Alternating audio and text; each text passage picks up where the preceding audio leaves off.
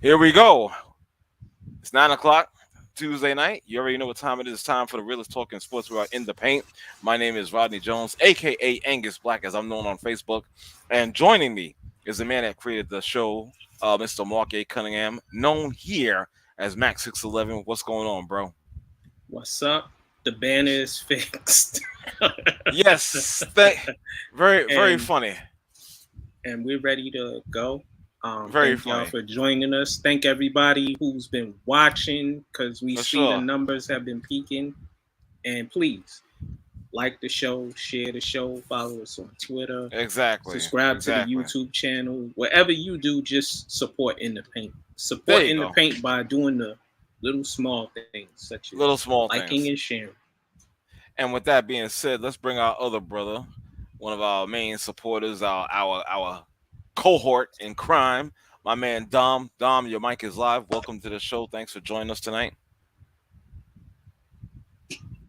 Dom, you hear me? Uh-oh. What up, fellas? Well, there he is. Okay, what's up, man? Hold on, guys. Can you hear me? Yeah, for sure. I'm trying to get my headset to come on, but I can hear you. Well, I can hear you clearly. It's another day, man. You know, all NBA. This is your show. This is all NBA. No football, no boxing for you, Dom. This is all NBA, brother. So you should be in your glory. I know. I almost feel human. Yeah. Whoa. Yeah, he ain't got a hat on. I'm finally able to. No, my hair's pretty short. I only wear a hat when I don't get a haircut. I was telling R. Me and R are the same way. I only wear a hat when I need a haircut. Actually, I have the luxury of doing this in my computer room because my wife's not home, so I don't got to worry about person. There you go. Just in case. Wrong with that. And we don't have to worry about nobody coming down. Damn, didn't I tell you? Or somebody popping up behind me. Yep. Yeah. Exactly. What are you doing? What do you think I'm doing? Oh, Lord. Anyway, I'm sorry. Yeah. That's hilarious. Listen, let's get into this broadcast tonight. We're going to talk first thing in the NBA lane. It's going to be simply this. The NBA Finals, Golden State Warriors leading 3-2 over the Boston Celtics.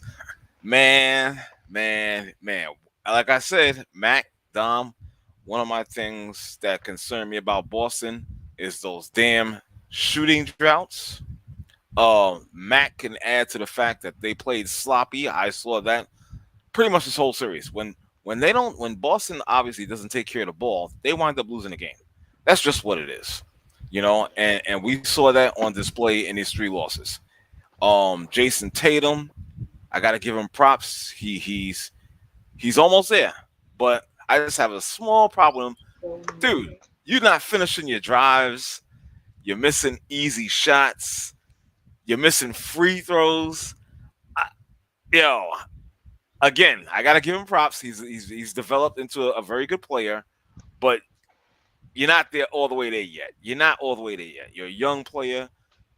I don't want to call you a superstar, not yet. I want to call you a very good player, but you have to work on some things, man, in order for you to elevate to that superstar level. Well, it seems like it's going to be the Warriors in 6. You know, that's what I'm getting, and that's what I had said earlier on during the preview of this series. Warriors in 6, and it's looking like that's just what's going to happen because this loss might have taken the sails out. And mind you, Game 6, they're going back to Boston. I get it, the home cooking factor is there, and the emotions and all that. But I think if the Warriors could withstand that pressure that Boston's going to play with, series over. Well, 75 turnovers by Boston in the 5 games. Right. I think Golden State has 60. They both been playing a little sloppy, but Boston more sloppy than Golden State. Right. What you said about Jason Tatum, you know he's one of my favorite players in the league right now. And yes, he's a star, but he hasn't he's there. He's almost there. He's almost there. And like you said, he's been shooting not good in this series. Right. Horrible from the three. Not too good from the field. He's shooting like 30-something%. Right. Altogether. Right. And Smart and Brown haven't. They disappeared a lot of times during the series. Nah, for sure. There's no question about that. You know what I'm saying, Mac? Dude,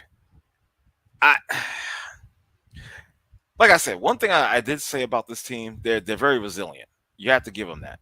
You know what I'm saying? They battle back, they get the game close, and then they lose. Like I've seen that happen on a couple of occasions during the series.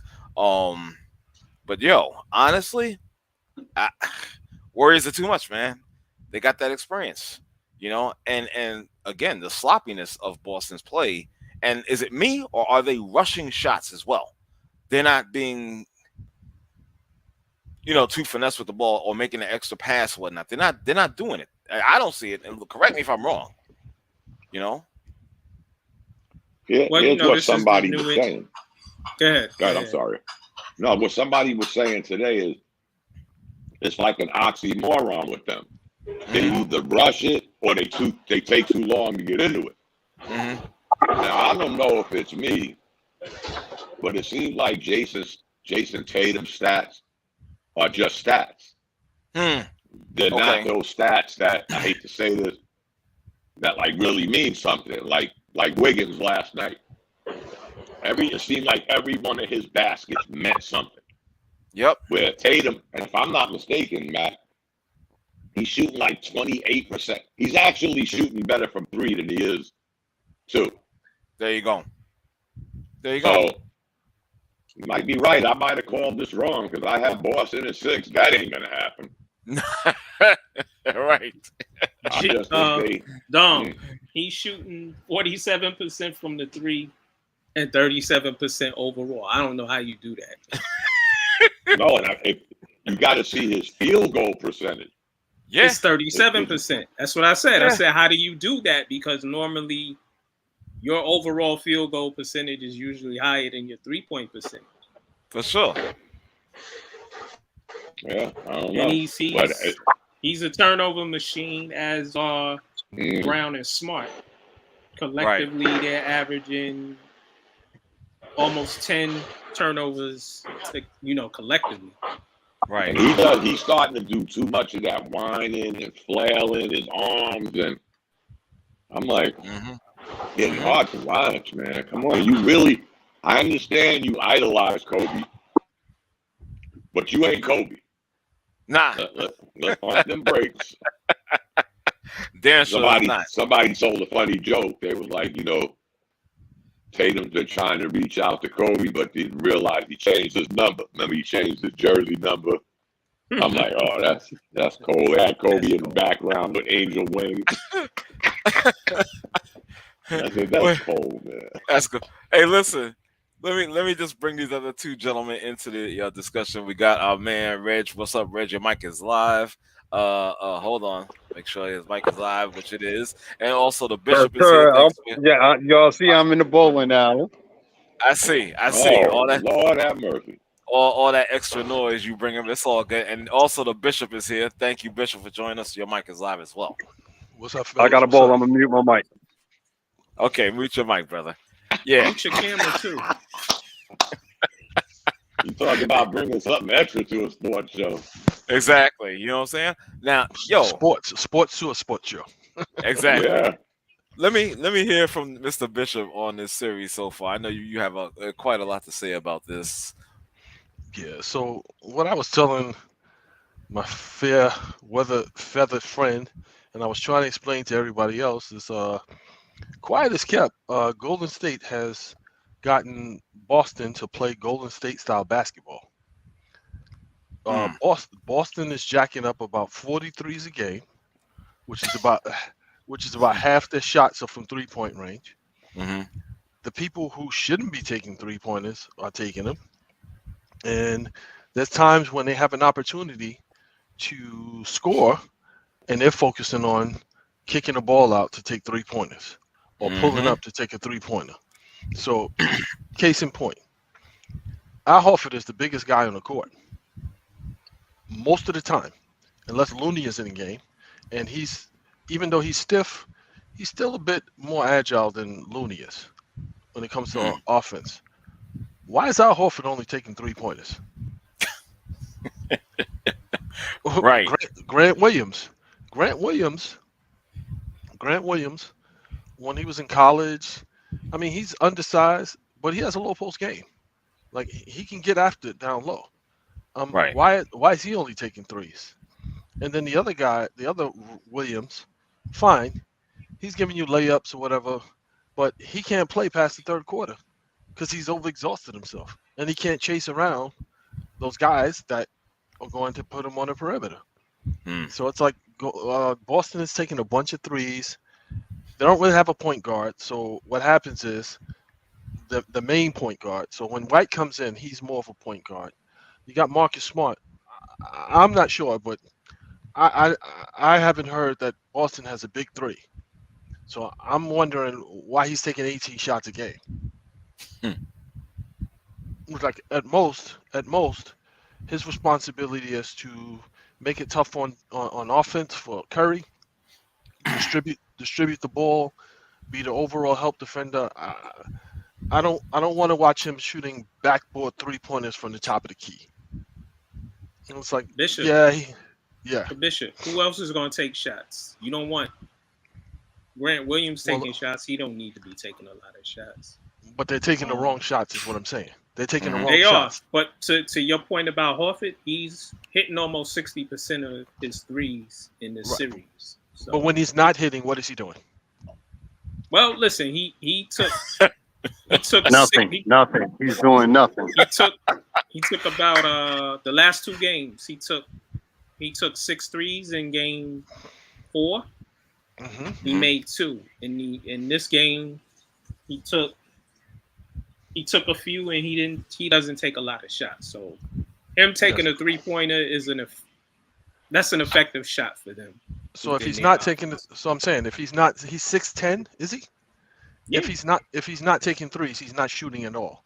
And I'm trying to understand. I'm confused. I'm trying to understand why he's not in the post. He can make moves in the post.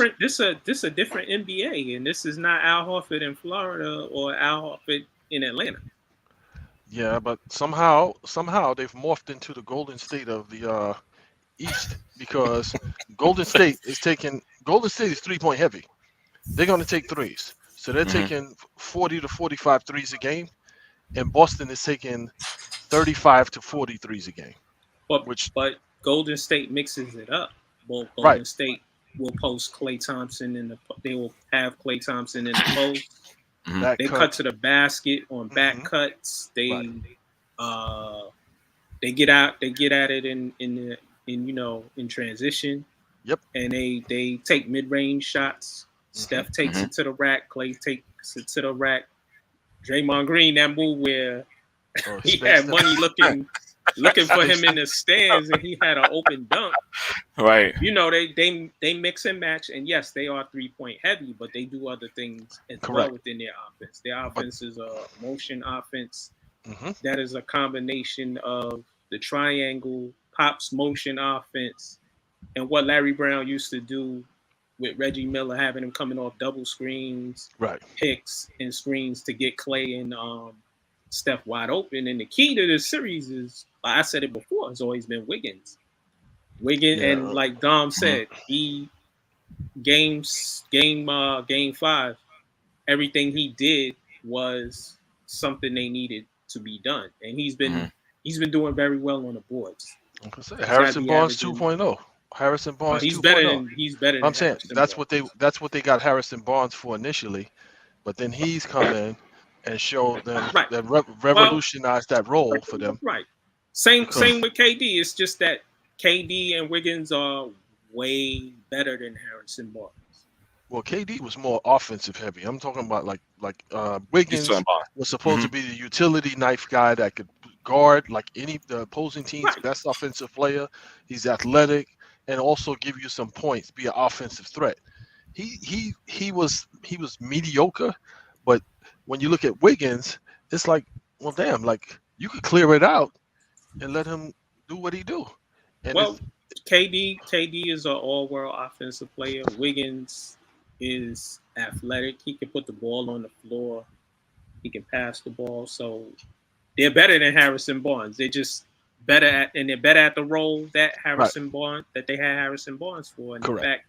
In fact, Wiggins right now is the second best player on Golden State, and Clay is still getting through the injury that he had, and probably next year with more rest and him training more, and then coming back next year, we'll see a better Klay Thompson than we've seen. But Clay's had good moments in this series. He's due for a breakout game this series. He's due for one of those games where you're like, okay, well, this is what we used to seeing from Klay Thompson. Right. Yesterday, he had about 4 or 5 like clean opportunities for threes, and they were short. The shots were short. So it's like I gotta think at some point, even in this series, at some point he's gonna figure out, okay, well, this is how I need to get into my stroke, to get into my stride. Mm-hmm. Well, I tell you this much: it's gonna be Game 6 because it's not gonna go 7. No, I don't think so. I don't think so. I don't think so either. And they figured out Jaylen Brown. This was what I said from the beginning. It's like he has no left hand. He's strong right. Every time they forced him to his left side, he turned the ball over, or it was like an erratic move. Or I'm like, dude, how many times you gonna fall on the floor? They need to take a stat. Like when he drives left, like why do you keep falling? Like every single time he drives left, he's on the floor. So that's R.J. Barrett from the right hand side. Is that what you're saying? Well, no, he's much better than R.J. Barrett because I don't know if you guys listen to the NBA on Sirius. Eddie Johnson from Phoenix Suns, he used to play with the Phoenix Suns. He pegged him like he's like Jaylen Brown is a jump shooter. He's a jump shooter who's trying to do something that his game is not capable of doing. Like he's that guy that he's like a sort of like a Klay Thompson type guy. Like don't try to dribble, don't try to do too much off the dribble. Just get the ball and shoot it. And what's gotten exposed, and I've been saying this all along, it's like, yo, he can't really make moves off the dribble going to the left. And I thought Tatum was much better at going to either side, but he can't make any moves going to the left either. Right. He has problems going to his left too. It's just like, well, wait a minute. Like, how He is this doesn't even want to post up smaller players when he got him on him. No, he likes to what Boston keeps doing, and it's just like, dude, eventually the teams are gonna get onto it. They're searching out mismatches. Whoever Steph is guarding, they come up and they set a screen, and or whoever Jordan Poole is guarding, they come up, set a screen, a hard screen, so that now they have to switch on Tatum, and then he gets either a running start or he gets to dance outside and jack up a 3. But it's consistent. And it's like, okay, well, how many games are you going to do that until they actually catch on and start getting in your airspace? Because he's only looking to get to a spot. It's not like he's looking to to dominate the game or whatever. He's looking to get to his spots. And if you stop him from getting to his spots, there you have the shooting percentages that go way down. Right. Agreed. Well, I think Steve Kerr has Jedi mind tricked Udoka into playing Golden State style basketball, because there's no way that Golden State is going to lose to Boston playing Golden State style basketball. No way.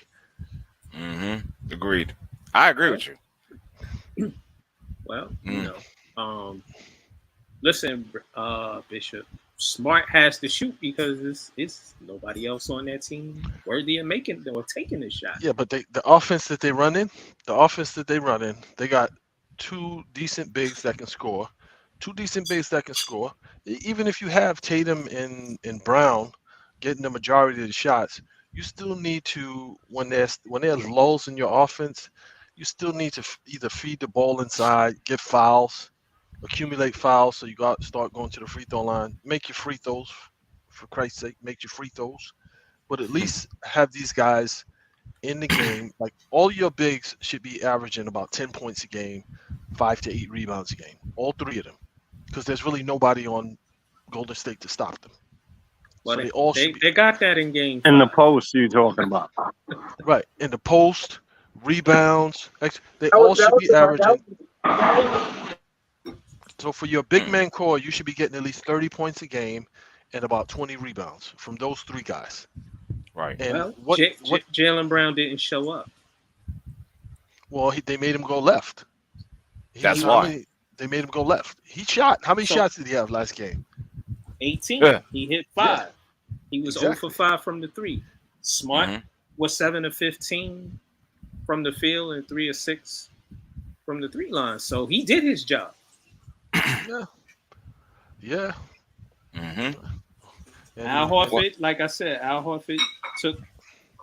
he was 3 of 6. He took 3 3-pointers. He made 2. He did his job. So how many minutes did Al Horford play?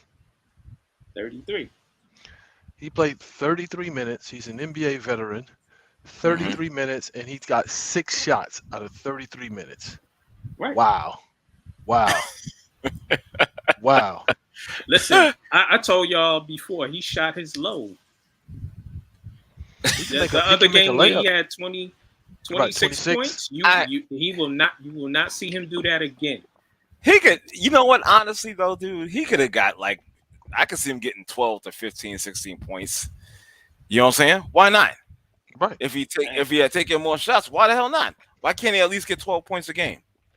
Hey, that's because it was a Tatum, Brown, and Smart Jack fest. I'm not even saying 12 points. I'm saying each one of them give you 10 points a game.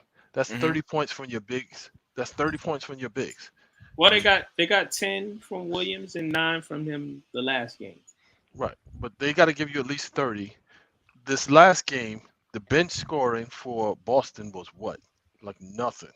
Them guys gave them the bench gave them nothing. 10 points. Pritchard, and White. both of those was garbage points. Nobody had more than 3 points. Right, and your boy Williams with the knots on the sides of his head. Yeah, he did nothing. He was 1 of 2, 0 for 1 from the 3 line. 3 points, 3 fouls. and what's the name? In Golden State's bench, they had Gary Payton Jr. Gary Payton II, and Jordan Poole. I think each they had one of them 29 had points from them, 15 and 14. That's right. Yeah. 30 points off the bench to what? 2 points. I think Pritchard had a basket, maybe. Did White score? Nope. I told you he shot his load too. He had 1 point. Luke Cornett had as many points as everybody that came off the bench for Boston. He played 1 minute. 3 points. Right. Yeah. White played 21 minutes. He was 0 for 4, 0 for 3 from the from the 3-point line, and 1 of 2 from the free throw line. He did nothing. But I told y'all. If the Boston keep turning the ball over like they do, who's going to get shots if they keep turning the ball over? Yeah. I said that too. Drive to the left, and then erratic passes, just like where you passing the ball to, or just falling on the floor, And again, missing free throws left and right. It's embarrassing. Yeah, 10 of them. Yeah, exactly. Coach posted. Coach didn't post that. What's that? Maybe he did. Is Boston an upper echelon team next year? No. In the East, yeah. You got to say the East. They've been to the conference finals a few times, championship. I gotta think with I Philly. didn't say the top of the crop, but they're up there. They're a competitive team. Well, when you say upper echelon, I'm thinking about the top 3. When you say upper echelon, I gotta think that there's 3 teams in the East that are probably gonna figure it out and get their act together. Milwaukee being one, Miami being another, because Miami is only missing a big man. They need a big man, like we were talking about. They need a big. If they get even if they got like a couple of young bigs, so that they can, they need a couple of bigs so that Adebayo can go to his natural position, and you can just get them in there, block some shots, get some rebounds, and so he's not worn out when it comes to the playoffs. And I got to think either Philly or Brooklyn are going to get their act together. I got to think either one of those teams is going to get their act together, or both of them, because you got to think if Simmons comes back and he's playing, if he's half of what that's still like, you know what I mean? That still puts Brooklyn in the top tier. And Philly, it's just they need to figure out, okay, well, if Harden is going to be the number 2 option, this is what we need from you. This is what you're going to have to give us every night. Come in and please get in shape. Right. This is what you're going to have to give us every night. So that's 4 teams right there. Right. Then you might have you're going to have Philly. Then you're going to have Cleveland. Cleveland is one of those teams that they started figuring it out. So I got to think that they're only going to get better because they still got their core, and they brought in, who did they bring in? They brought in somebody to work with the big man that they have in Cleveland will be a 5th or 6th seed. No, who do they have? The marketing. They brought in Luke Walton. Yeah, was it Luke Walton as an assistant coach? Luke Walton. They hired Luke Walton as an assistant coach, and I got to think that made that move because they want to start maximizing the 7-footer who can shoot lights out. Start maximizing his output. Like, he should be giving us 15, 20 points a night, no matter who's on the court. When has he done that? He's going to be in a different environment where he doesn't have to be the person that is responsible for everything. Now, when he was with Golden State, and he was like one of many. I'm not talking about Luke Walton. I'm talking about marketing. Well, marketing, he's been in a situation where it's like, you're 7 feet tall. We need you to rebound. We need you to do this. He's in a situation. No, he's in a situation. Exactly what I'm saying. He's in a situation in Cleveland where they don't need him to do that. He can do what he's good at doing. He can do what he's good at doing, which is shooting and playing some help defense. He's 7 feet tall. Will be 4th or 5th seed, 5th or 6th seed. I don't know. They play 6 games in the first round and go home. That's their ceiling. You think? Wow. Yes. Oh wow. Okay. No, wow. They seem pretty solid. It's just that towards the end of the season, feisty. That's Cinderella. Yeah. Cinderella ain't going to the prom though. Towards the end of they were winning games that they were supposed to win, and then towards the end of the season, they fizzled out. They had some injuries, and they kind of like fizzled out a bit. But I got to think that they'll come back. They got to taste it. They are just first round fodder. I don't know. And I like Cleveland. You don't. You wasn't feeling. No, I do. I like Cleveland. I don't know what's going. I don't know what's going to happen with Atlanta either. But I got to think that another team. 5th round, 6th round. See, that's the thing. All the teams Bishop mentioned got a lot of ifs and ands. If this goes right, that goes right. This guy. Mm-hmm. Boston has a solid team. Yep. I think one of the biggest mistakes last night, their coach played Brown and Tatum like 44 minutes each. Yep. That's why their bench didn't have no points. These guys played 44, 43 minutes both of them. Dude, like, you know how fast that game was going? Like, Golden State got out of the gate. They got out of the gate on fire and was all over. It was all over those guys. Tatum it's like, played so now 44, you gonna put Horford played 33, Williams played 30, Smart played 40, Brown played 44. So he exhausted his whole starting 5. They're just not playing smart. The shot distribution is crazy. Mm-hmm. They're just not playing smart basketball, and they were doing that. You notice Boston's best quarter was the third quarter. Yes. Yep. When they came out of halftime, they had some rest. But then by the end of the third quarter, with these two guys playing the whole third quarter, slowly but surely, excuse me, you saw the wheels coming off. And then they played the whole fourth quarter. How old are they? Yeah. It don't matter. I mean, I always say that, Bishop. I say that with any NBA player. Both because of those the guys average are in the basketball 20s. game is 48 minutes of running time, Right. and it takes 3.5 hours. You're getting enough damn break during the game. But that being said, 44 minutes, you know, and not only 44 minutes, but they're jacking up the most shots. Yes. So sooner or later, you're going to get fatigued. And they're expending energy on the defensive end. Yeah. Steph Curry had a subpar game. Mm-hmm. Well, I heard he's mad. So who's I'm mad? looking. Steph. Oh, okay. Well, let's just say something real quick in regards to what you guys are talking about. Do you think the Boston coach Udoka, can learn from that?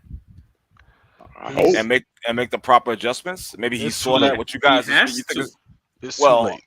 But I agree again with Bishop. It's too late at this point. You understand? As far as Curry, you're funny, Max 11, because if you guys have Twitter and follow Max 611, holy Jesus, your obsession with Skip Bayless is hilarious. It's no obsession. Oh. It's just listen. He say stupid shit. I'ma just call him on his dumb shit. Everything he says is dumb. It shows he doesn't watch games. He never watched basketball in his life. That's why he was a 4-year bum who averaged a triple single in high school. If you watch Stephen A. Smith and Skip Bayless, the amount of oxygen you're losing. Oh, I don't watch them. It's criminal. Just he falls on my timeline and I have to blaze his ass. It's hilarious because Skip had said something about Steph Curry, and I did get it. I said, okay, I did it. He sounded stupid. No, there's a little point he made. I gotta give it to him. I'm sorry. Let's read the tweet. Go ahead and read the tweet. Let me find it. I didn't agree with all of it, but You just a Skip hater. He's on. I said he was on, so he had a little point. I'm not gonna deny it, and it may be, in my opinion, is gonna, I'm sure, be unpopular. I get it. You know what I'm saying?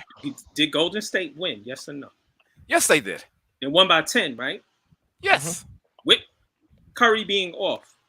Right. Skip Bayless.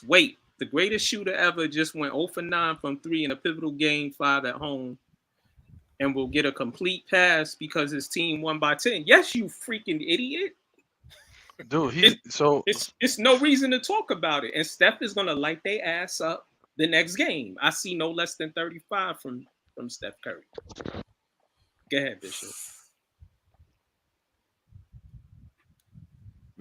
So yeah. So one of the things that they have to take into account is Boston. They double teamed Curry. They triple teamed him. They showed a lot of attention to him. Like all the bigs. Some of them big. I'm sure they were tired when they had to come up beyond the 3-point line to chase him to make sure that he didn't get the airspace to get all shots. And they did that for the whole game. Right, but he got off. He got off a few. Right. Let's also talk about his 8 assists, Skip. Right. He got off a few shots, but the fact that they had to devote so much attention to him, they decided, okay, well, we're going to devote all our resources to stopping him. That made it easier for Andrew Wiggins to go in there and do what he was doing. Right. That made it easier for Clay to get the shots that he got. And the two guys on the bench, they scored 29 points. What the fuck is he watching? That made Peyton, that made him wide open. There was a couple of times where Peyton had like layups, out of bounds plays. He had layups because they were worried about if Steph Curry gonna get the ball. Right. Skip is hashtag old married white man because he's ridiculous. I will say this, and it's got no defense to Skip. There's been at least 2 games that I can remember where Golden State scored 11 and 14 points in the fourth quarter. So that means he didn't do nothing in the fourth quarter either. He had that one really good game. If you want to really keep it, how do they say it? $100, 100, whatever. He had that one really good game. But he disappeared in the fourth quarter in a few games. Who, Steph? Now, Steph. Yeah. And he's had the luxury of doing that because other people have stepped up. Right. You see when Tatum and Brown don't do nothing, it goes south. And I don't know if Bishop was here, but I said this earlier, Bishop. I think Tatum has a lot of empty numbers.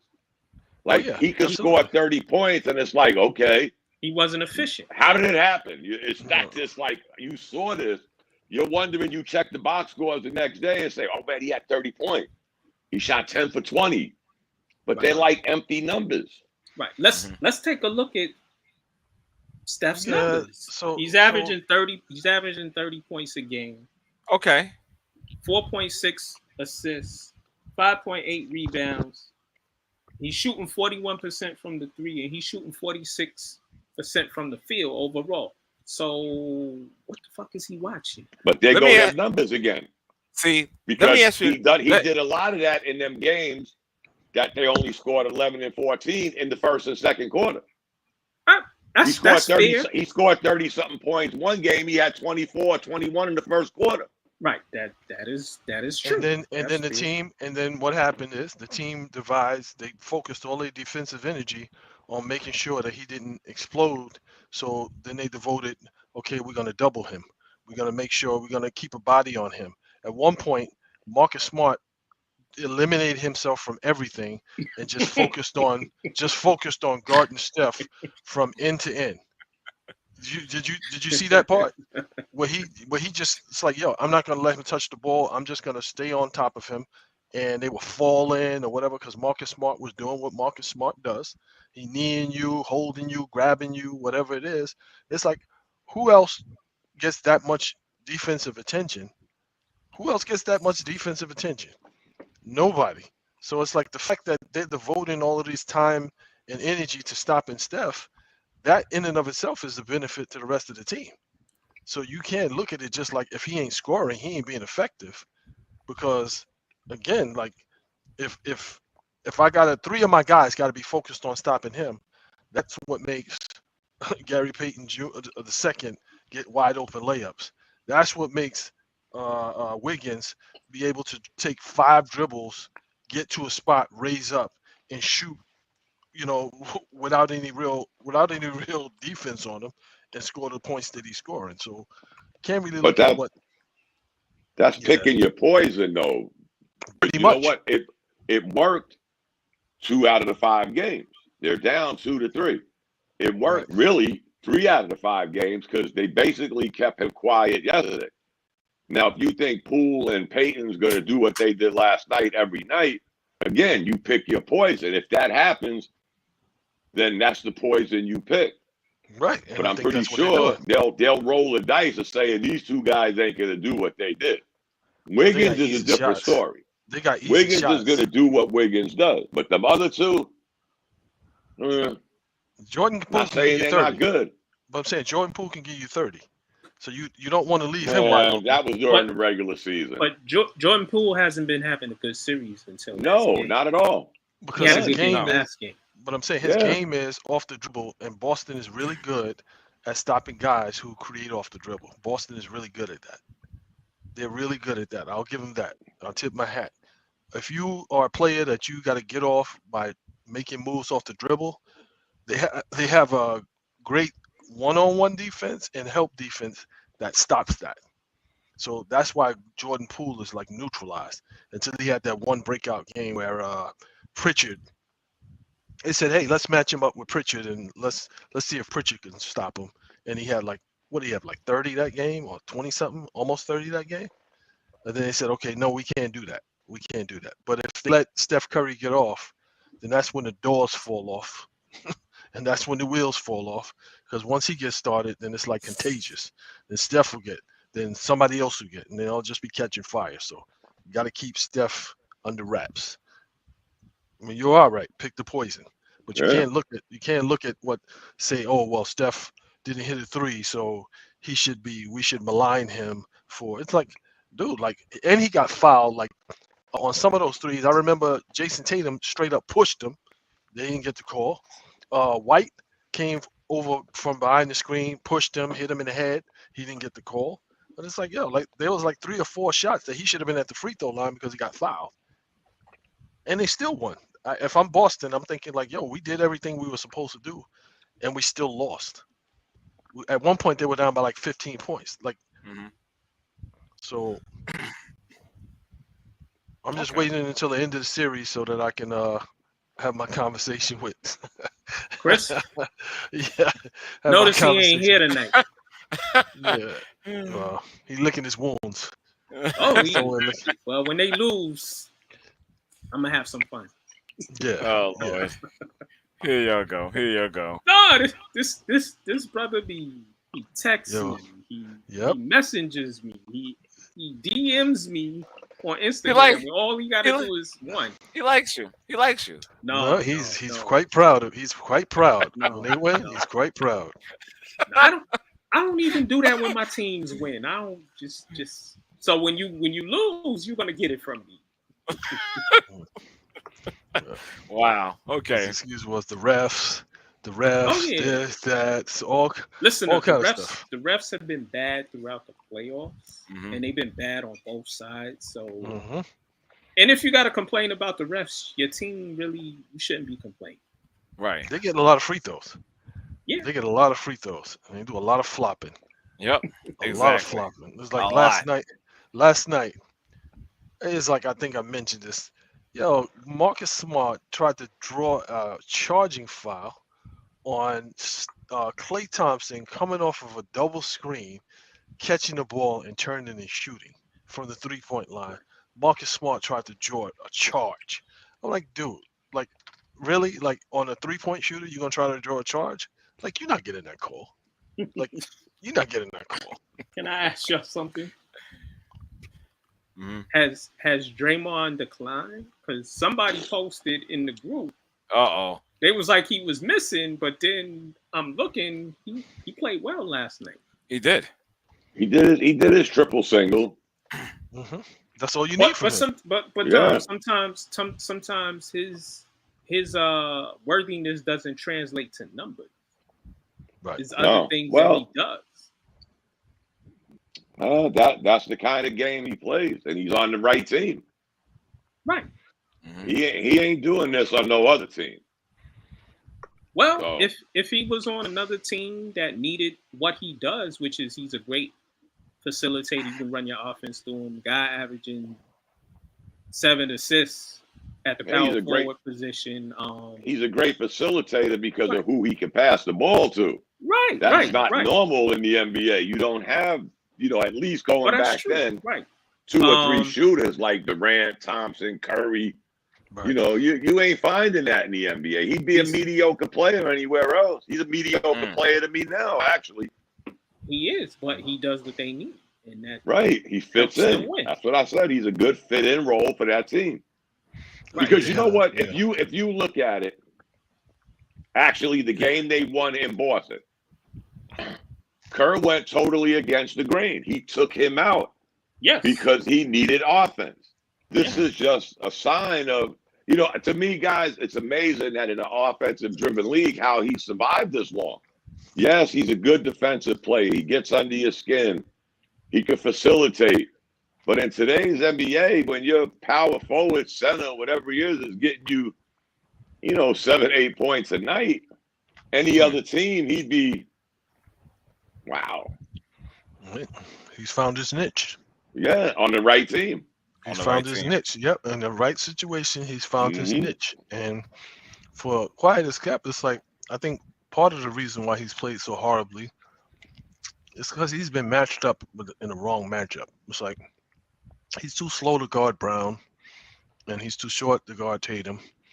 They shouldn't have him guarding. He should be, and he's too small to guard Williams. So it's like, I'm thinking, dude, like you need to just be a disruptor, like just offer help for everybody and get back to your man. That's what he's been doing, but no, he's gotten him Brown, and Brown has been abusing him because he's too slow. Boston is a bad matchup for him. I think if they wanted to really disrupt, put Gary Payton II on Brown, then Brown would be scared to even dribble with his right hand. Well, if you notice, Gary Payton was guarding Tatum a lot. because they thought it was an advantageous matchup by switching to a shorter player, because Tatum is like 6'10" with long arms. Right, and if you notice, he was Golden damn State, near guarding everybody. Right, Yeah. Golden State won a lot of stretches with 3 and 4 guards. Right. Yep. Mute your mic, Reg. Turn your camera off. But I hope you ain't going to the bathroom. Right. Hell yeah. Nobody want to see that. Like, forget his cameras on and be like, yo. Yo, I was like, oh, jeez. Exactly. Yo, fellas, we want to move on? Still in the lane in NBA? Let's do that then. Yo, the Charlotte Hornets, they officially hired Kenny Atkinson as the head coach. Thank God. Thank God it wasn't the other guy. Thank God. He's in the building, though. He is in the building. Why? I have no idea. Mike is bugging with that one. Don't have this guy anywhere. Let Kenny do his thing. You understand? For this young team, I think this is the right move. You understand? So, but you guys already know I'm a big time fan of Kenny Atkinson. You know, when he was with Brooklyn and he got the shown the door by those assholes. And I'm not referring to ownership. I'm talking about the 2 players that were brought here. He just got a raw deal. You know what I'm saying? And now I think that he's going to get a chance. And I think this is going to work for him. And it'll work for the organization. So we'll see how it pans out. Well, it depends on if he can get them young players to buy into what he can. I think he can. Him. I think he can. I don't know. LaMelo Ball seems to be on his own wavelength, and then he got his daddy there. He got his daddy there, so it's like if the coach is not catering to what your strong suits are, because Kenny Atkinson is going to want him to play defense. He's going to want him not to turn the ball over, so he's not going to be able to play like so loosey-goosey. And I think what the last coach did was he tried to kind of rein him in a bit, and I don't think that fared well when he tried to rein him in a bit. So it's like Kenny Atkinson, I guess, if he gets them to buy into that us against the world mentality, and guys, because he had the personnel for it. He's got the personnel. For sure. He's got the personnel. That's one, they got to sign Bridges. Yeah, if they're going to pay him, because Michael Jordan has a history of not paying the players that he should be paying. Right. And the one time he didn't pay somebody, it turned out to be a good thing when he let Kemba walk. But I think somebody, maybe it'd be Kenny Atkinson, I don't know. But they need somebody to try to explain the ball that you ain't got to put mustard on every hot dog. Right. You could actually do this without all of that. Right. Again, I'm pretty sure Bishop, because he watches a lot of Hornets game, he aggravates the shit out of me with that. Turnover. Yeah, regular pass would work, man. I don't think you had to do all of that. Yeah. Right. So hopefully that's been his game since he was a kid. Yeah, but he's in the NBA now. Right. Exactly. And he needs a coach like Kenny Atkinson, because Kenny Atkinson will put him in his place. He will tell him, tell your father to get out my face, get off the news, because I'm gonna punch him. Because Kenny is that type of guy, and he needs that discipline. But it's a good signing. Kenny Atkinson is a good coach. He's gonna help the young guys. I know people said, somebody in the group said, "Well, hire Mike D'Antoni over Atkinson," and I'm like, "Nah."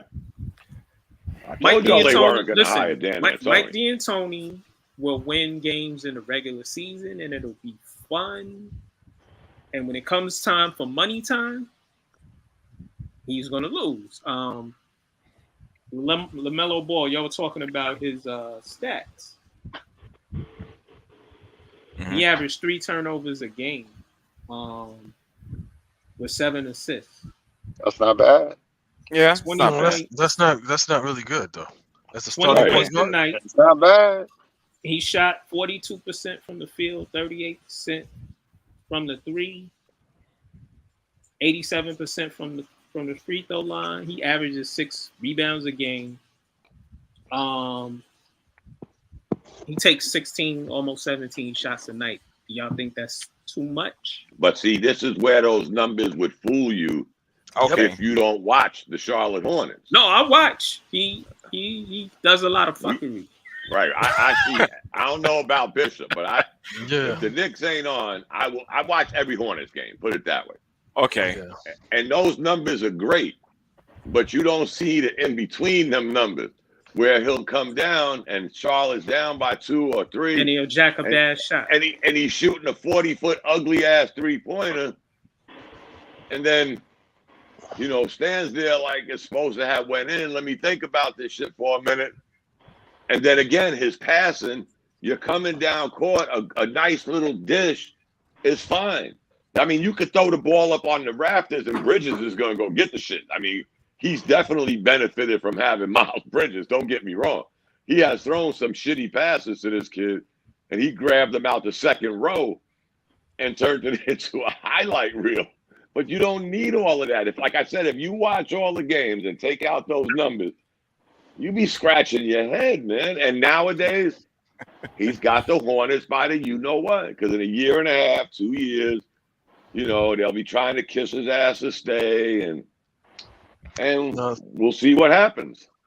So when you make a great point, because what happens is against the teams that are crappy, he is phenomenal. Oh, he's phenomenal. I mean, he's scoring like 30 points a game. Yeah. He's got like 11 and 12 assists. Like when they play in Detroit, when they play in OKC, when they play in team. So that's where he gets the bump up with the numbers.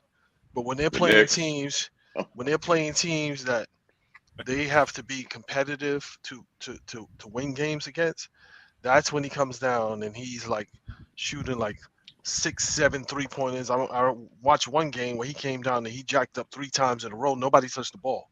He jacked up 3 times in a row. Then he came back down and threw a pass to nobody that was like 60 miles an hour. 60 miles an hour. And it's like, yo, like who's gonna catch that? Or like his behind the back. Or also, what's their winning record? They were like at 500. Yeah, I think they might have been a game or two over 500. So he needs to be better, and Kenny Atkinson is the guy to stop him from doing. We hope so. Yeah, Bishop, do you watch all their games? I watch some of them. I don't watch the games that I know are not going to be competitive because Charlotte is a better team, and they just like spike up the numbers, so it looks good in the box score. Yeah, Charlotte had 120 points, and Detroit had like 76, or because they play fast. They play fast. They were number 1 in pace. Yeah, they play really fast, but it's like out of control too. Because I wonder how many turnovers that they average, and they don't play any defense. They play no defense whatsoever, none. So when they need stops, it's like, okay, hurry up and let them shoot so we can get back down and shoot. Yeah. So hopefully they get Mitchell Robinson. There's a market. What's that gonna do? Well, that's what they've been missing for years. They've had the rotating door of centers. Right. And you know what? Mitchell Robinson may not be, Dwight Howard I mean, he's got an upside, and Charlotte is looking for a rim protector. That, according to Charlotte, who's number 1 in pace, Mitch can run the floor. Right. He might get some easy buckets playing with these track stars, but it may be an upgrade for Charlotte. Because, again, they've never really had that solidified. They've been through centers like toilet paper. So should they be looking at Ayton instead of Robinson? No, they're not going to pay too much money. No, they ain't gonna pay. Ayton is not a center. No? Ayton is a big forward. He's really not a center. He wants to be. He's a center. He wants to be taking. He wants to be David Robinson. He wants to be taking 10, 15 footers. He wants to be able to come off the dribble.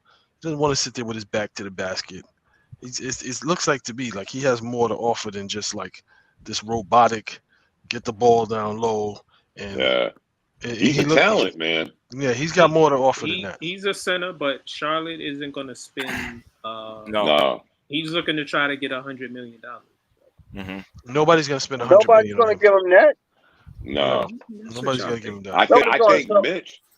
I think Mitch might be, Listen, going a little batshit crazy with what he thinks he gonna get too now. Don't get me wrong. Listen, Harrison Barnes got like 80 million twice.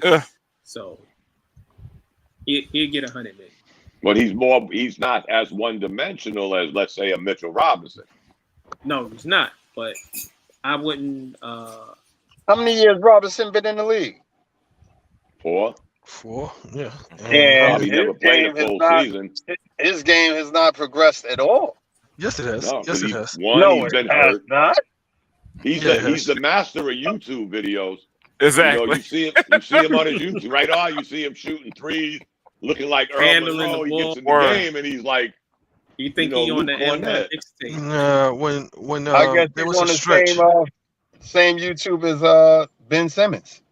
No, when there was a like a 20 to 25 game stretch last season where he did exactly what he was supposed to do: block shots, get rebounds, get putbacks, run the floor, and run the floor. And that's it. And that's what you expect him, and just to be a deterrent. Be a deterrent in the middle, and don't get silly fouls. He did that last season. He stopped getting all of the silly fouls, so then he could really see what this guy could be capable of. Right. I wouldn't overpay for him. I would try to keep him. If I was New York, I would try to keep him. I wouldn't overpay for him, but I would also make sure it's like you gotta have guard play that gets these big men, keeps them engaged in the game. Like throw him a few oops, have some plays where it's specifically designed for him to catch oops or roll to the basket. You know what I mean? You got 80-something shots a game. Run like 5 to 10 plays for the dude so he stays engaged and keeps rebounding for you, keeps blocking shots for you. It's got to be like, I'm just running up and down the court for no reason because I'm not getting the shots. Only people shooting is RJ and the other dude. It's like, like, why am I here? What am I doing here? And you want me to block the shot? If Detroit steals him, oh yeah, Detroit is hot for him. Detroit and Dallas are hot for and Charlotte. They all are hot for him. Yeah. And he may just fit in because guess what? The teams we mentioned, Charlotte, Detroit, Dallas, they all have what? Yep. It's not Mute your mic, Reg. Point guard. So he may been. I'm not saying the guy's going to become the next Bill Russell. Right. He's got to work on certain things himself too. Now, come on. Some of these things he's not doing are, after 4.5 years, you should at least have a little turnaround jumper, something. Be able to get the rebound and put it and not get it stripped away from you because you're putting the ball down low. And for God's sake, stay off the floor. Always on the floor, like every single play. Like he getting up off the floor. Like, stand on your feet, man. You wear like a size 19. Stand on your feet, man. Right. Oh man. Well, Dom, you remember he's got that 3-point jump shot working. That's that's the YouTube video. Excuse me, I'm sorry. You see how good that is, isn't? You watch Ben Simmons with a shooting sleeve on in the gym. You see how that works, right? They shouldn't even sell him shooting sleeves. Exactly, guys. They got bigger problems in Charlotte. You heard about Montrezl Harrell, right? Well, he'll be fine. Yeah. That's much ado about nothing to me. I'm sorry. Small. He had kind of a lot of weed on him, man. Come on. 3 pounds, okay, but I'm just saying, man. I was a smoker. Don't get me wrong, but 3 pounds of weed. You see Montrezl Harrell lips? You see his lips and his fingers? It's like, it looked like he wake up in the morning. It looked like he wake up in the morning before he wake up in blaze. Before he wake up. Wake and bake. Yeah. Wake and bake. And I do not think marijuana is legal in the state of North Carolina. Well, it's Kentucky. Am I right? But it was Kentucky, though. I think he got caught in Kentucky. Oh, it was Kentucky. Yeah. But 3 pounds of weed, that's for the week. Wow. Exactly. That's a lot of weed, man. Half the week. No, I have friends that partake, and they say they buy a brick for weed. Just saying that, as Bishop would say, yo, it's medicinal. Yeah, Stop. Okay. Leave that man alone. Let him. Hey, let him remember? He should be the most deadliest shooter from outside then, because I heard it's good for your eyesight. He should be knocking down some threes. Smoking all that shit. Remember when Wilson Chandler was on the Knicks and he got caught on Hillside? Yeah. Why was he in Jamaica, Queens? You know what he was doing. You know what he was doing in Queens. And he got caught with a ton of weed. Exactly. You know what the hell he was doing. I was like, yo, I work. I was just visiting a friend. Somebody had asked me for a ride, and I was giving somebody a ride. Exactly. What's that smell, sir? Here we go. Let's do some moving on. Oh boy. Yeah, oh boy is right. Are the rumors about Carmelo Anthony coming back to New York Knicks fake, or are they true, or do you even care? It's fake. Where you get that off Twitter? Fake. Nah. All over. Yeah. Listen, Carmelo Anthony, I think he's gonna be a free agent. One, he does not fit the Knicks right now. Two, are they going to trade Randall or are they going to trade Obi? Because there's no spot for Carmelo. So this is just fake. And Knick fans love him. Some Knick fans love him and they want him back. But I'm a big Carmelo Anthony fan. We don't need to see Carmelo back in orange and blue unless the Knicks were a team that was an upper echelon team and they needed somebody to score off the bench. Right. So no, we don't need him. No. And why would he come back? Right. Exactly. This is from for the Walt bag. Yeah, well, he ain't gonna get no bag, but can it be just I come back, I end my career in New York? I don't want to see him again. I didn't like him when he was on the Knicks. So his son is here. His son is here, so that's another reason. But hey, I don't. You know what? It's a Bishop's point. Bishop, there's some crazy people on Twitter that still be hashtagging "Stay Melo." He done played for 3 different teams, and they still saying "Stay Melo." Really? He ain't been on the Knicks in 20 years. You're still talking about "Stay Melo." And he got a cult. He got a cult following. He got a cult. He got a bunch of cult haters too. Yeah, if I was him, I'm probably one of them, but I don't do it on Twitter. I just never thought he was a good fit. You may not like him, Dom, but let's just keep it real. The Knicks didn't do what they were supposed to do as an organization towards the end of his career with him. Yeah. And that's not his fault. Well, to a degree it is. Because they weren't doing nothing before he signed that extension and got that bag either. Well, that's not his fault. They offered it to him. You gonna turn down the bag? He could have went to Chicago. Somebody else that was going to offer him equal amount of money. He wanted to stay in New York. His family. What do they call that? What's that word they use now? I forgot the word brand. He had to stay in New York to improve his brand. And you saw what this team was doing. Really? I mean, his family it's about the money. God bless him. I'm not mad at him for taking a bag, but the Knicks did nothing. They did nothing to build around him. They tore it down. Well, you got to think when they had Carmelo, they were worshiping Porzingis and acting like Porzingis was the Knicks coming. Right. And then when Phil the Genius decided that he is like, now you want to get rid of Carmelo and make him the scapegoat for the fact that you can't seem to get this other guy who you brought in here, that you putting the hopes and dreams of the Knicks on, Porzingis, you can't seem to get him to play consistently and to deliver the way you need him to deliver. It was like, it was a bad acquisition, and Carmelo became the scapegoat. Reg, mute your mic. It was weird because Phil Jackson is the one that extended Melo. He was the one that thought Porzingis was the next Jerry West. Right. And in a matter of minutes, they were both gone. Right, because Phil Jackson's watch. Right, because when merry-go-round of Phil Jackson. When you realized Porzingis wasn't going to be that guy, it was like we had already made a commitment, and it was like, yeah, you knew this dude wasn't going to be the dude. It's like, again, like you 7'6". I don't care if you can dribble a ball. We don't need you to dribble a ball. We just need you to shoot. We just need you to shoot, and we don't need you to shoot 3-pointers. Mid-range. Make your career just like Dirk made his career.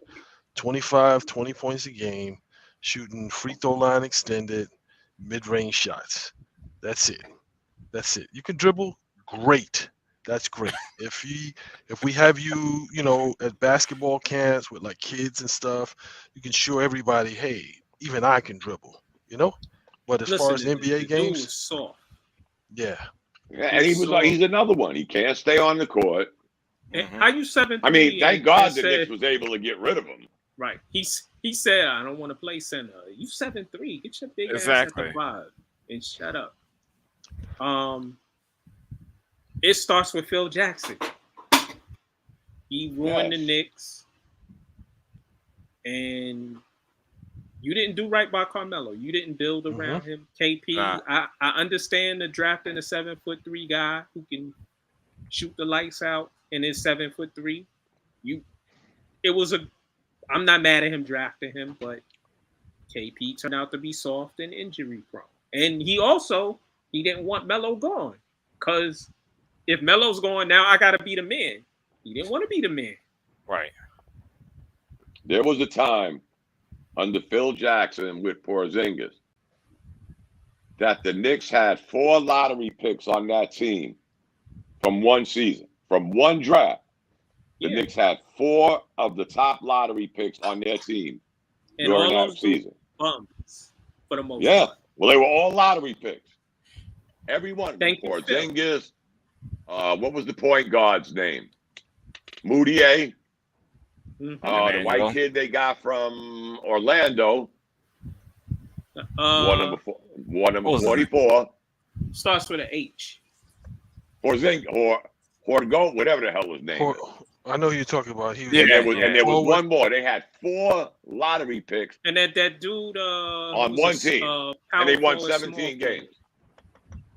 Well, they were all bad players. Mm-hmm. Ooh, just goes to show you what this lottery shit's about. It's a roll of the dice. Mm-hmm. Also, Melo played with some bum ass coaches. Derek Fisher, Kurt Rambis, Hornacek. Was he gone before Hornacek? No, Hornacek coached him. You said Derek Fisher. Yeah. Derek Fisher got fired by a WNBA team. That was last week's good. Him and Fizdale got fired the same day. Listen, the Knicks' demise begins and ends and starts with Phil Jackson. Well, I always said that. The thing was, let me tell you something. We could just say this. Realize that Phil Jackson really hated the Knicks. Deep down inside. He hated the Knicks. Because even though he's an original Knick. Yeah, but they must have been some contract negotiation with left back in the day or whatever. He hates the Knicks. And it's apparent because during his time here as president, he made these awful, these baffling moves, these head scalp scratching moves that left you like, yo, what the fuck are you thinking? Bottom line is, at the core, Phil Jackson actually hated the Knicks' guts. And he was brought there under this whole demise. Oh, we're going to save the Knicks. Oh, Phil is here. Phil said, no, I'm going to pull the wool over your eyes, and I'm going to screw over this franchise. And that's exactly what he did. Mission accomplished. Y'all remember what he considered his best move, and he was going to change the culture of the Knicks when he got Aaron Aflalo, Lopez, and Williams. Right. Yeah, I remember that. The whole Knicks side. Mm-hmm. That scored 8 points tonight, 3 rebounds, and you know what? there were people that were so thirsty that they was like, "Oh man, that's a great move." Right. And that's the first year they won 17 games. Right. 3 years later, they won 17 games again. Those guys are good players if you got a good team and they aren't starters. Yeah, but they were. Yeah. And Derek Williams, if you don't forget, if you don't remember, I think Derek Williams was the second overall pick. Right. So everybody was like, "Oh, maybe he'll come around and be." No. Is Moutier still in the league? I don't think so. I think he was. I don't think. Well, Robin Lopez is right. Yeah, Robin Lopez still. He's the only one. I never heard of a follow again. Never heard of Derek Williams again. Listen, I never heard of none of these Robin guys. Williams is a solid guy to have on your roster if you got a good team. Yeah, he's a 5-6 a night guy. Right. If you starting him and you have nothing else around him, that's not good. And that's remember that was Phil Jackson's first move, and he had everybody hoodwinked. Well, that wasn't his first move. That was one of his horrendous moves. That was his first big move. And everybody was like, "See, I knew R could do it." I'm like, do they even look at these guys' numbers? Dom, he had been here for at least 2 years when he got them. But anyway, that was his first. That was his first year. No, that wasn't his first year. Irregardless, yeah, it was. Irregardless, it was. You're gonna make me look it up. That was his first big move. It wasn't his first. There, we're gonna change the culture. Look it up, and he went and got these 3 idiots. Look it up. Everybody fell hoodwinked. They was like, "Look, I knew R could do it. See, he's a Knick. He's been a Knick his whole life." What? Did y'all even know who the hell we just got? Dude, I go back to and I'll never let that shit go. He hated the New York Knicks and said, I am going to fuck them royally. Weren't y'all out there boycotting when they announced they hired him? Yes, we were out there. And the whole mood changed. The whole all I can say is this. It was Tear the Garden Up. 3-6 Mafia was playing, Tear the Garden Up. And then across, it happened like in a movie. The sign, the billboard on 7th Ave. All of a sudden, the New York Knicks sign, Phil Jackson is president, and everybody stopped. And then there was rejoicement. Yep. There was what? They rejoiced. They rejoiced. Everybody. I missed that part when y'all first told me the story. I remember y'all were out there. It went from tear the club up to it was something. It was Celebrate by Kool and the Gang came in. Yeah, but who were the coaches that under Phil Jackson? The dude from Utah. Jeff Hornacek. Wait, why do you laugh every time Jeff Hornacek's name is brought up? I need to know this. Because Jeff Hornacek is a bum. Jeff Hornacek, Fisher, Derek Fisher. Derek Fisher was the first coach. Yeah, you fired him after a year. He fired him after a year and a half. Yeah, and he's screwing the players. He's screwing the players' girlfriends. Right. And then Kurt Rambis was the interim coach, and Phil Jackson then was trying to sell to the Knick fan base and the Knick front office. Hey, we can bring in Kurt Rambis. That was the second coach. Then he brought in Jeff Hornacek. Mm-hmm. And then he brought in Fizdale. The snake oil salesman. That was enough for everybody. It was enough. So they hired that Mike Miller, and you tried to sell I never heard of. And you tried to sell me that Travis Weir was a great player to have around Melo. That was the last straw, though. They all had to go after that. They were like, "Oh, we're sorry." Well, the Yankees win again. I like the move that the Lakers. I mean, I know they didn't give this dude a long-term contract, but they're allowing him to have his own coaching staff. Well, you should. Yeah. So I'm wondering because you got Rasheed Wallace in there. I'm wondering how that's going to impact Anthony Davis. It's like, dude, Rasheed's going to get in his ass. It's like, dude, like you hurt way too much, yo. You hurt way too much, dude. You sitting there putting on your socks and you get a shoulder injury. So you hurt way As you hurt Charles way too Barkley much. affectionately called him, and I ain't mad at Chuck for this. Street clothes. It's funny. I don't. You know what? That's funny because I don't know what he can do with that team. Well, it's they kind of need to make weird. they need to make a few moves. Right. How are they gonna make them though? Yeah, Well, they got anything's they're possible. strapped. Though.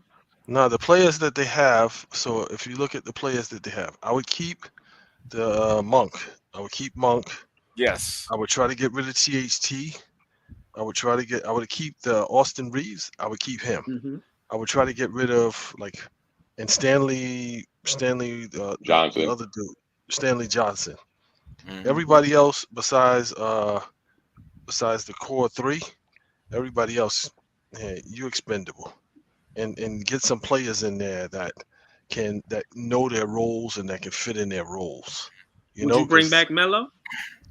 Yeah, he didn't rock the boat. You needed somebody to come off the bench, score some points, play a little bit of defense. He playing against second tier players, so it ain't like nobody is like, yo, clear it out against Melo. Playing against second tier players. They just need to run the offense so they can get some more playing time. Mm-hmm. So but I would bring him back. This is what they're going to be doing for the next few years. They got a draft pick next year though. What they need to do is guys who try to trade people for expiring contracts. Well, they got a second round pick next year. I thought they were still in the hole from Anthony Davis, Russell Westbrook. They got their pick for next year. They didn't have a pick this year, and then the following year after that, they don't have a pick. Yeah, just think about it. If they, you don't even need Russell to average triple doubles. You just need Russell Westbrook to be Russell Westbrook. Just give you the 15, 20 points a game. Don't turn the ball over. Would you tell him not to take a three? Because I would tell him never in your life again take another three, bro. If he took 2 to 3 a game, that wouldn't hurt. You could live with that. He's gonna have to. But five? He's gonna have to. The offensive, the shot clock is running down, stuff like that. You're gonna have to take it. But as far as part of the offense, get to the basket, dude. Get to the basket, run the ball. That's what you're best at. Run the ball, push the ball. I don't know what Frank Vogel said to him. I don't know what, because I'm like, I never see him miss so many layups, miss dunks. He tuned him out, and then he also this is on record. Russell said the dude hasn't spoken to me in forever, so that's on Vogel. Yeah, but I don't think Vogel helped. Y'all know I'm a big Russell Westbrook fan. But I don't think no coach is the reason you're missing layups, hitting shit off the side. No, he's not. Right. He had a very bad season. But Dom, if I'm the coach and I don't talk to you, isn't that on me? I'm the coach. Yeah, I should be talking to one of my main with players, that. Right? I'm agreeing with that, Mark. But I'm just saying and again, I preference it with. I'm a big Russell Westbrook fan. His play and some of his decision making this year was. I think he just didn't give a Yeah, he turned the ball over. It's like, dude, you're not gonna be able to make a three-quarters court pass across the court without that getting stolen in the NBA. It's like it's just not gonna happen. And it was like, and then his bread and butter pushing the ball. Who the hell was trying to keep up with him? Sometimes everybody would blame him for going 1-on-2, but he's pushing him. Ain't nobody else there with him. He done outran every damn. I always thought that was his biggest problem, that he has a tendency of outrunning everybody. He did. And now you got him on the over 40 gang. They ain't running with him. Who the hell's running with him? Carmelo? LeBron, he gets in them lackadaisy modes. Anthony Davis, he ain't running with him. He's too busy breaking his fingernails, tying his sneakers. So he was in a rough situation. I will say that. He did create some of it with his actual play on the court. But, man, was that a bad mix. I'm sorry. But now they're stuck with it because who's going to take $47 million? Nobody. Absolutely nobody. Unless it's his contract is up. Expiring. Yep. Even if they release him, they're gonna pay an arm and a leg. OKC has the bandwidth to do it, but it's like, what's the incentive unless they just want to retire him in OKC? Right, for 1 year.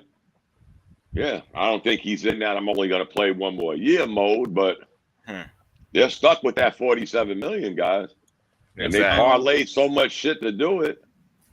Yeah. Between him and Anthony Davis, they put the Lakers so far behind that, I mean, I guess they got one chip out of it, the one nobody remembers in the bubble. But yeah, there's people who remember it. There's people who remember. Who's that guy? Reggie? Reggie. Yeah, he's always bringing it up. He's always bringing it up. It's like, it's the Boston and Golden State series, and he's talking about what the Lakers did this season. I'm like, yo, dude.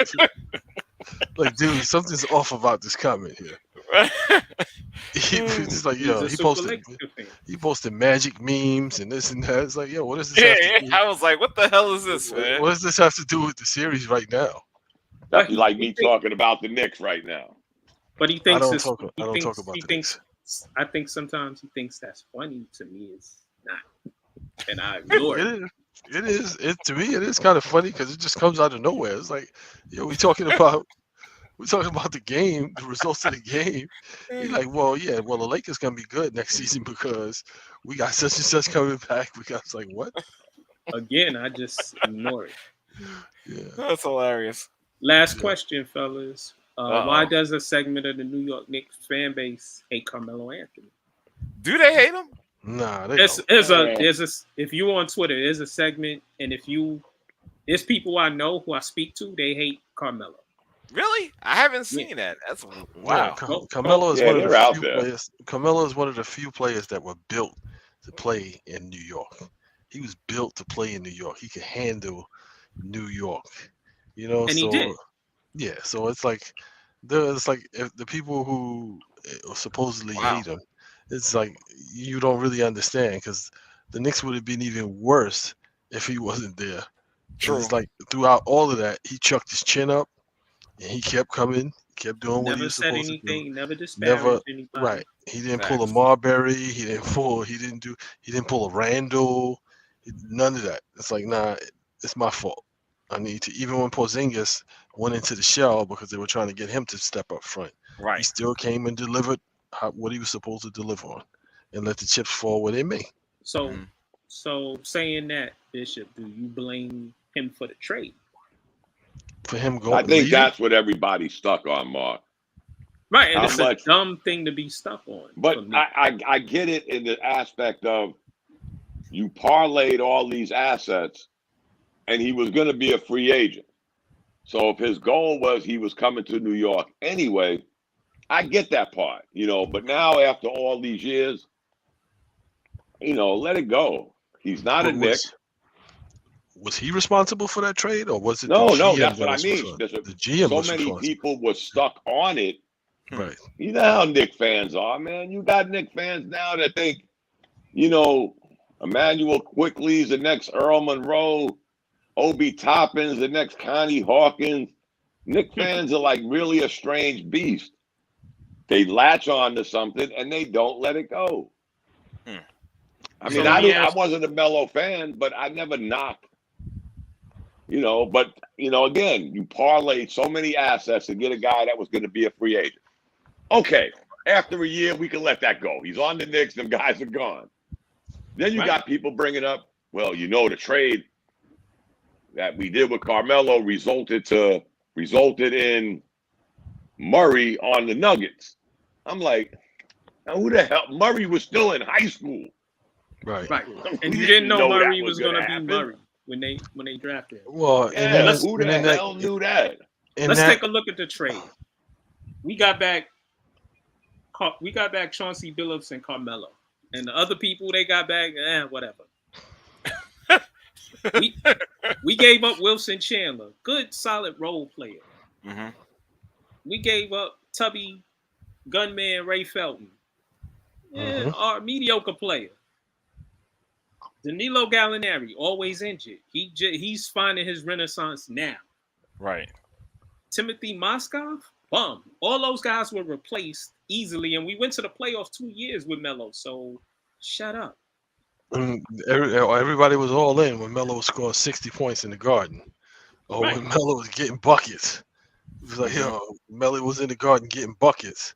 Everybody's He didn't all make in. the trade. The G No. did. No, LeBron did it. It's LeBron's fault. And that's the sad part. And then you can't let it go, guys. Let it go. Like I can understand your bitterness for the first 6 months. We're on year 3 now. What? You're still bringing Timothy Moskov? You upset over that? And he ended up getting paid. Where's he now? He home counting his millions with his wife. He got paid. Remember, he fell into that overpricing everybody. Word. Yep. Oh, somebody gave him somebody gave him $60 million. The Lakers. The Lakers. I wouldn't give Timothy Moskov $10. That's what everybody was getting paid, man. It was like New Jack City. Everybody was selling the rock. He got paid. Word. Yo, Danilo has been a bust. He was wasn't he a lottery pick? Or he was a high draft pick, right? No, in Atlanta, he's been. Like I said, he had his renaissance, but he had good years in Denver too. And remember, we got Chauncey Billups and then released him. Right. Well, wasn't he supposed to be a star? I don't know if I would say star. He played his role. No, that was D'Antoni's. He was hyped to be a star. Right. That was D'Antoni's. He always played his role. Good shooter. You know. But he was hyped to be a star. I don't know about that. Yeah. But you know what the funny thing is, go back and read those press clips. Like Bishop said, look at him in Atlanta, and he's the same guy that he was on the Knicks. Well, I said he had his renaissance. He's a good player. But he was with the Knicks, and when he went early part of Denver, he was a bust. So when he was with the Knicks, the problem that he had was that was around injuries, and that was around a time that you had to be able to play defense. Like forwards were getting after it. He couldn't guard anybody. He was too slow.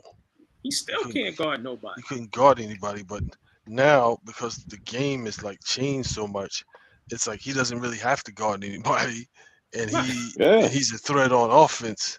He's always been a threat on offense, so it gives him a lifeline. But when he was with the Knicks, it was like, dudes would just be coming in, and it's just like, this dude guard me. It's a wrap. I'm gonna get 30 tonight. I'm getting buckets tonight. So that's where it's like, Oh, that's great.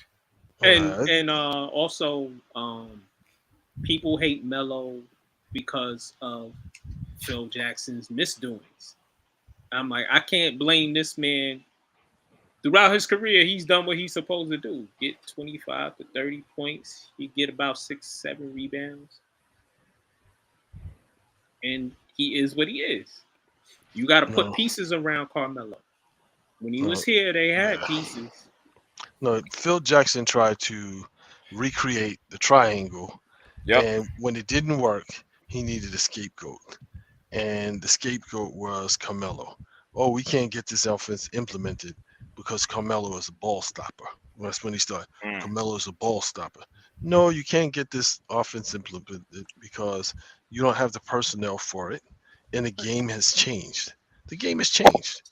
Listen, he could still run the triangle. He would have to run it a little differently than he ran it with Chicago. But you could run any offense you want. You just have to adjust to what's going on. Yeah. I see Golden State running the triangle every night. Yeah, but they do a lot of different things also.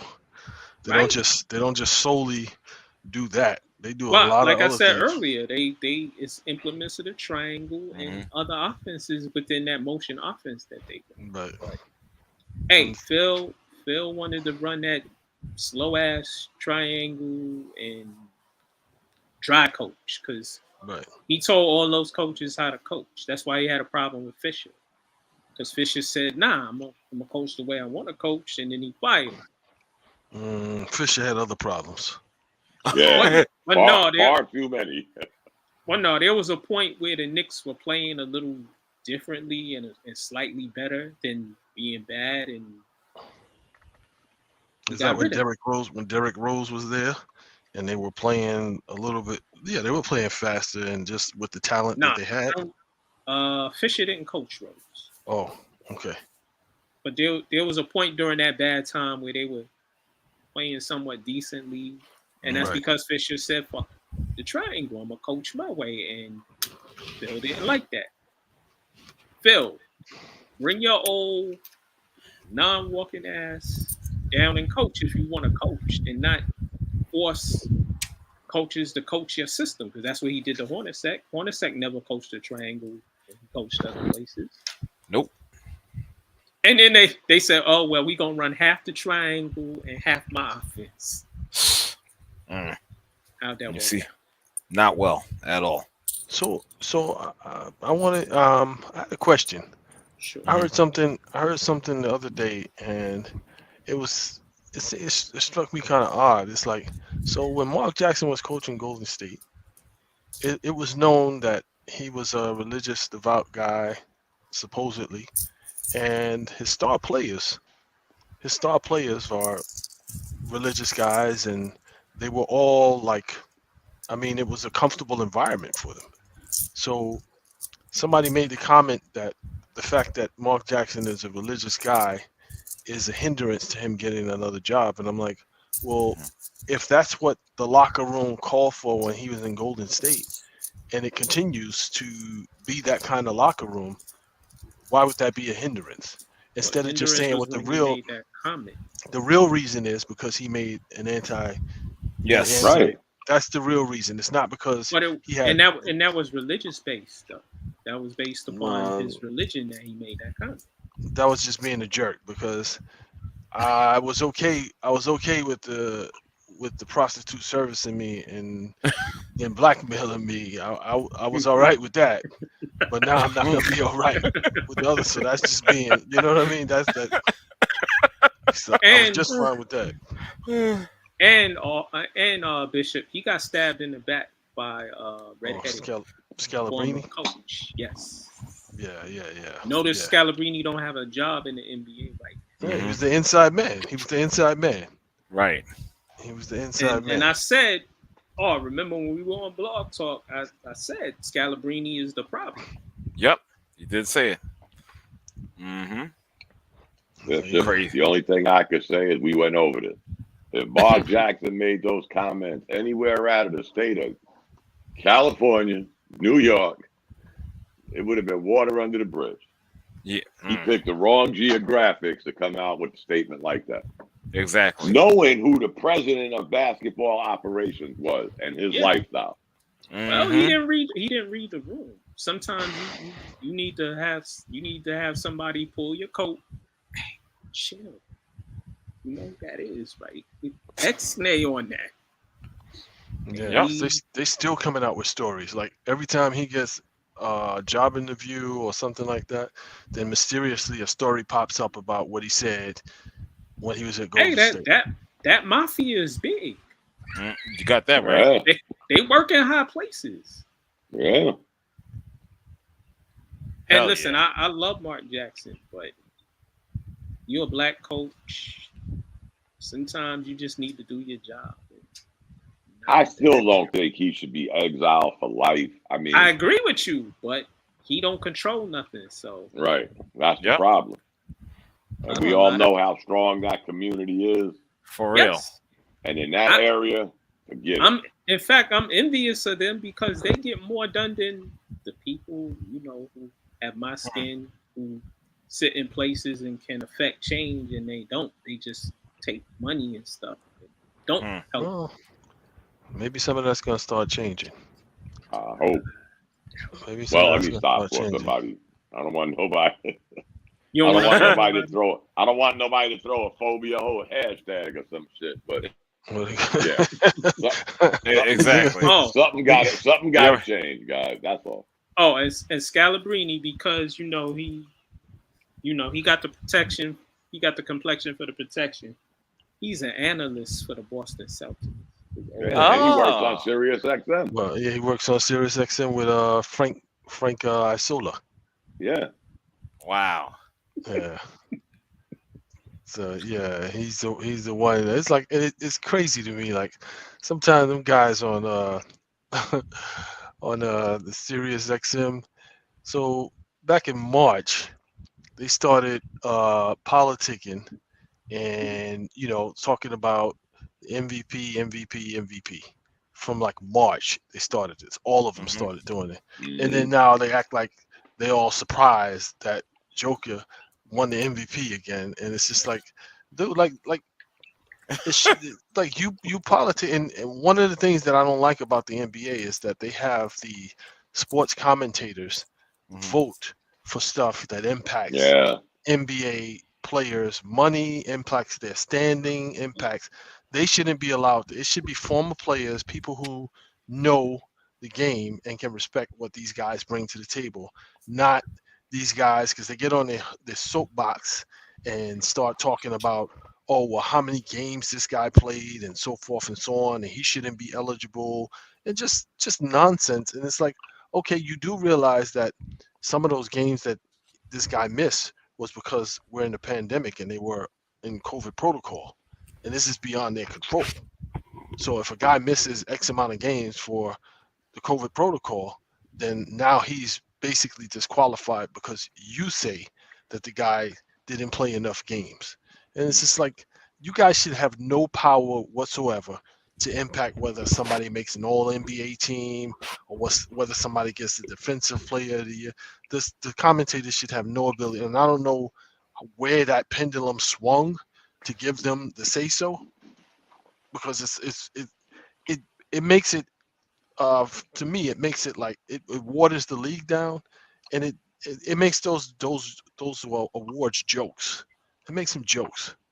I always thought, Bishop, that the coaches should be voting for this under the stipulation you can't vote for somebody on your team, because unless they deserve it. If they deserve it, who's seeing these players more? Like Bishop says, former players. Well, some of these former players might not be that in tune, but a coach is seeing all these players all the time, game planning. You just can't vote for somebody on your team.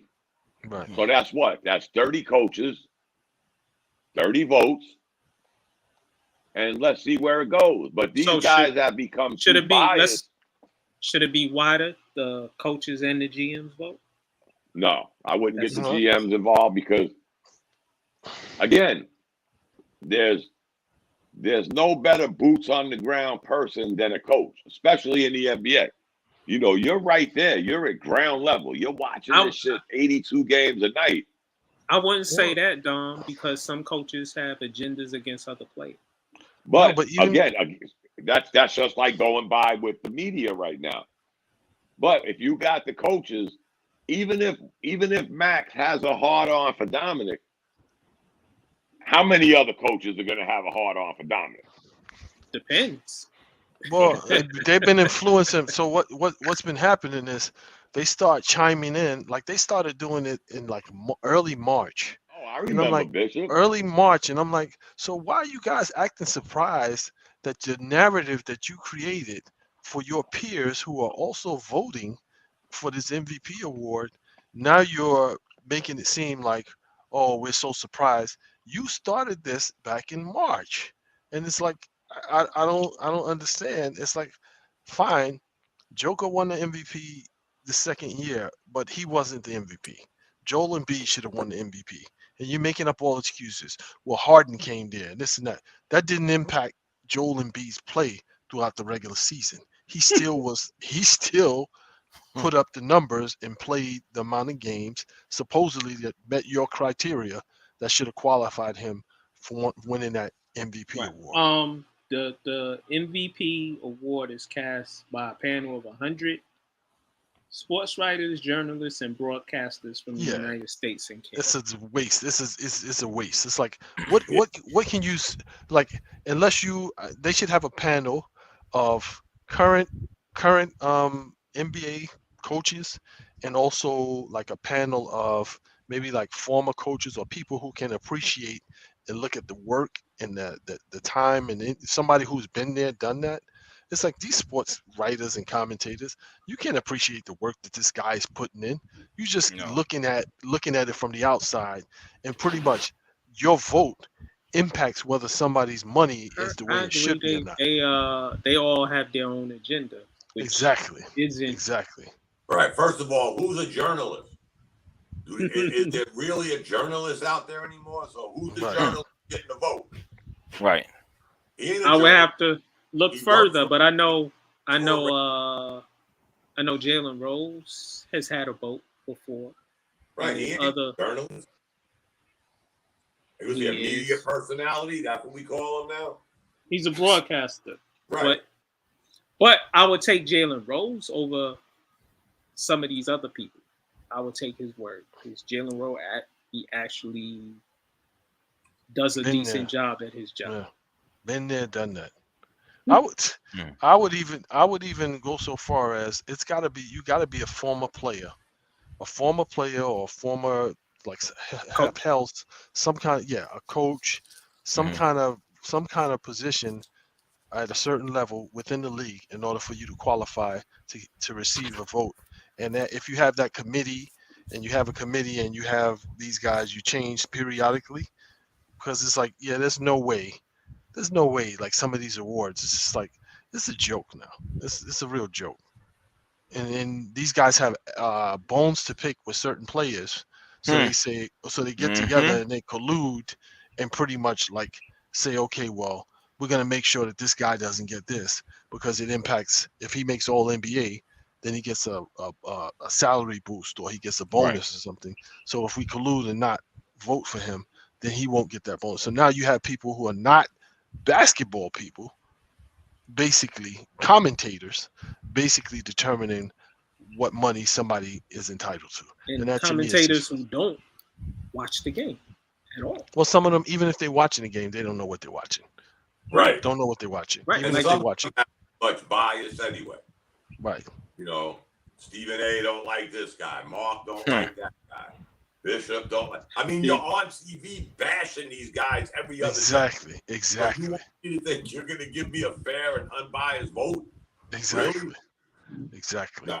And then they get after the votes are cast and people criticize, then they get on their high horse and be like, oh well, the criteria, this guy he's not eligible because he didn't play a certain amount of games or this. And it's like, dude, like, or they say one thing positive about a person and then 2 weeks, 3 weeks later, they say something negative, and I'm like, no, that's not what you said. Stop. Right. Be consistent. Depending on the day, and then which way the mob is going, that's where I'm going. Yeah. Well, all left. Okay. It's been a great show tonight. Yes, sir. I myself am going to turn it in. New York Mets and New York Yankees still in first. The Mets starting to slip a little though, Don. They like 5-6.5 games ahead, and Philly's been playing well as of late, but we still got the lead, and the Yankees still rolling. The Yankees are doing what they're doing, and the Mets are eventually going to Met. I hope not. No. I don't think so. Not with that manager. Every year, Dom. Every year. I know. Have we not seen this before? It's always different. It's always different until it's not. It's always different until it's not. You didn't see 2015 happening, did you? Dude, it's always different until it's not. Did you not see 2015 happening? 2015 and 2022 are two totally different years. No, but they playing well, so they got a different manager, bro. He knows what he's doing. All right. And they're staying above water without their two best pitchers. Yep, who are coming back. Yeah. Soon, hopefully, because they're both starting to do their ramp up. Rehab. So what normally happens that throws the Mets into a tailspin? What is it? What? Injuries. July and August happens. Injuries. What? Not just injuries. They generally don't have it's not just injuries, it's the talent that they have. And this year, they got a good manager. Years before, they didn't have good managers. Okay. And that, as the season unfolded, that's what happened. Baseball is a marathon. But again, thank everybody who watched us on YouTube and Facebook and on Twitter and on Twitch. Thank y'all for those that supporting us. Please, show us your support by sharing the show, liking the show, making comments on the YouTube channel, subscribing to the YouTube channel. In the Paint Media Group, that's the YouTube channel. Subscribe. I'm Max611. Oh, I had to bounce. Dom, thank you as usual. Bishop, thank you. Reg, thank you for showing up and bouncing. It's In the Paint, the realest show in sports. Peace.